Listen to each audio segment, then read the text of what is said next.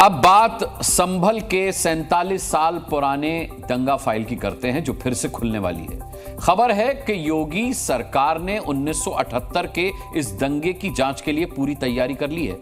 संभल police को एक हफ्ते के अंदर पुरानी जांच रिपोर्ट सरकार को सौंपनी है, जिसके बाद योगी सरकार इस दंगे की फाइल दोबारा खोलने का फैसला ले सकती है और 184 हिंदुओं के पापियों का पूरा हिसाब किया जा सकता है। देखिए हमारी खास रिपोर्ट।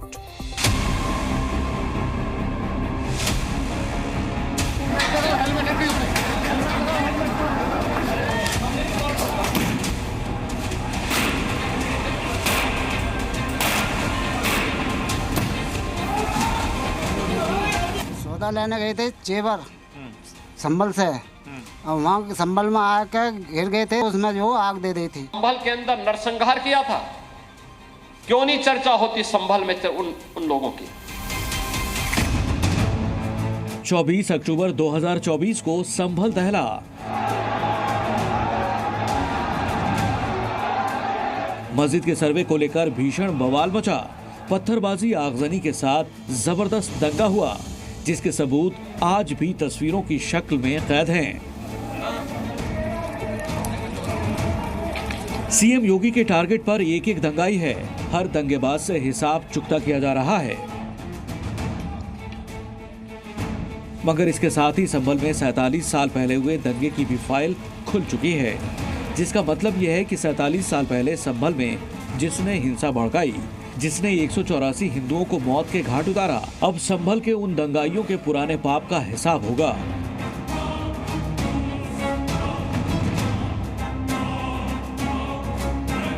दरअसल योगी सरकार ने 1978 के दंगाइयों पर भी शिकंजा कसने का मन बना लिया है और इसके लिए जल्द ही 47 साल पुरानी फाइल फिर से खोली जा सकती है।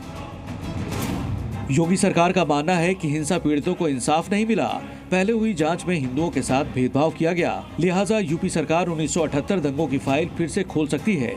इसके लिए यूपी गृह विभाग की तरफ से संभल के डीएम और एसपी को चिट्ठी भेज दी गई है।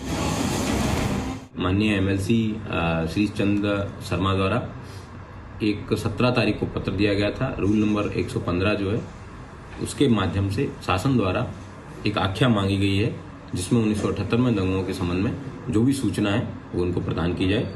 उस सूचना को संकलित किया जा रहा है। उस सूचना संकलन के बाद में शासन को प्रेषित की जाए। इस खबर के सामने आने के बाद जी न्यूज की टीम संभल दंगे के पीड़ितों से मिली और ये जानने की कोशिश की गई कि आखिर 47 साल पहले संभल में क्या हुआ, मंजर कैसा था। आपके पिता किशन पाल थे, उनकी हत्या कैसे 1978 में कर दी गई?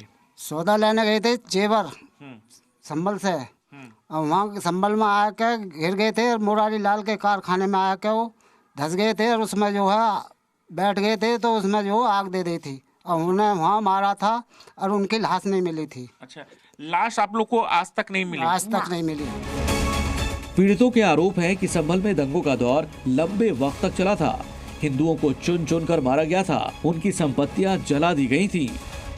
अरे पिताजी की हत्या जो है गोली मारी थी उन्होंने, वहाँ पे जो है मुरारी लाल के फड़ में जो है वो लगाया था। इन्होंने ट्रक, बाहर के आदमी आए थे, ट्रक से फाटक तोड़ा इन्होंने, और जो है गुड़ की गाड़ियाँ निरी गांव वालों की खड़ी थी वहाँ पे, और जो है ये समझ लो हाजी अजमत का पेट्रोल पंप ये जो है सप्लाई करते थे तेल उल की, उन्होंने खूब तेल दिया, आग लगाई खूब उसमें।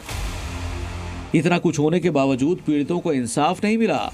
दंगा के गुनहगारों को सजा नहीं हुई।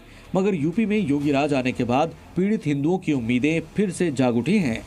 इन्हें भरोसा है कि योगी आदित्यनाथ इंसाफ दिलाएंगे। पिछली सरकारों ने जो गलतियां की उन्हें सुधारेंगे। 1947 से लेकर के अब तक 209 हिंदुओं की निर्मम हत्या वहां हुई है संभल के अंदर, 209 हिंदुओं की, और एक भी